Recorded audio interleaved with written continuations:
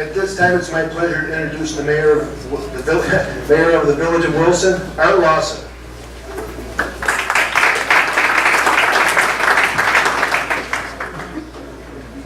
Thank you everybody for coming. It's an honor for everybody to be here. We all have the same shared experiences and same struggles right now. So it's only fitting to maybe introduce myself a little better. I'm going to start off with a personal story of what really brought me to Wilson. I'm not from Wilson, if I can tell by my Brooklyn accent here. So, actually from Indiana. But what brought me to Wilson? I served in Iraq. It was right around late 2004, and I was injured pretty badly. So it took me a little while to recover. I did my time in Germany, Walter Reed, and I came home, and as I was still recovering, it still took me a little while to walk. During the day, I would just sit home. Well, my wife's grandmother began to take pity on me. She would pick me up mid-afternoons. At the time, I lived in Cheektowaga. She would bring me out here. She would drive me along the shoreline. And it was an eye-opening experience for me. We are lucky. We have all worked hard for the precious gifts we receive along our shoreline.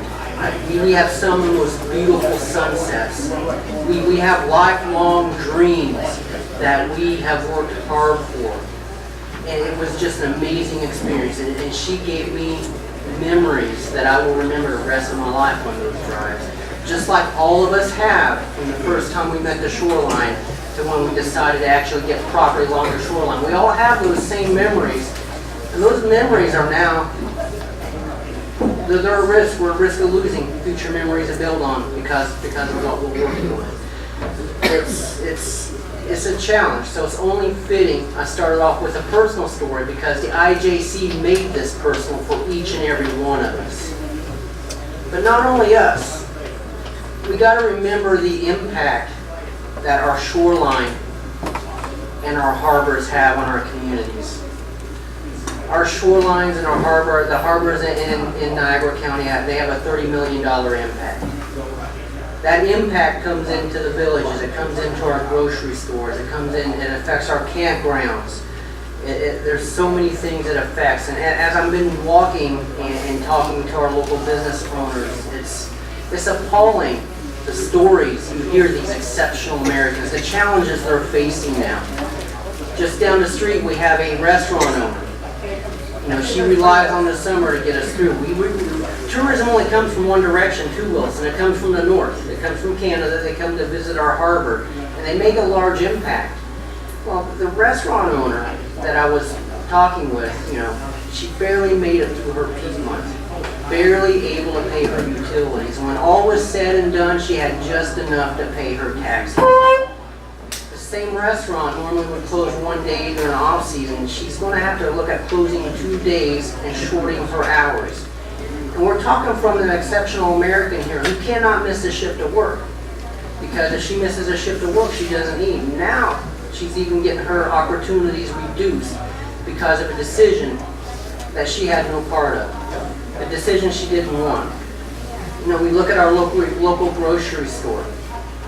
Our grocery store, there's a good chance they're going to struggle just to make payroll in the winter now. That tourism, this IJC has had such a profound effect. And one more story, you know, being from Wilson. Everywhere I go within Western New York, people hear I'm from Wilson. One of the things that always comes up is their experiences they've had at one of our finer restaurants, the Wilson Boathouse. It's an amazing place. If you get an opportunity to visit there on the way out, you got to stop by. They're only seeing 60% of the business. 60% of the business. So even though most of us are along the shoreline, we have impacts all the way into our local towns and villages, and we don't even know how far this is going to hurt us, or how much our dreams are at risk. Dreams that we've all spent our time, our lives working for. What we need to do, we need to follow up with what Senator Norris, and we need to contact Collins. We need Senator Collins. We need to write the letters. We need to make our voices heard. If we don't do it now, it won't be. We need to write the letters. We need to share our experiences, and we need to continue to have these events. I'd like to thank you for coming, and you guys have a nice weekend. And remember, you got to visit our restaurants before you go.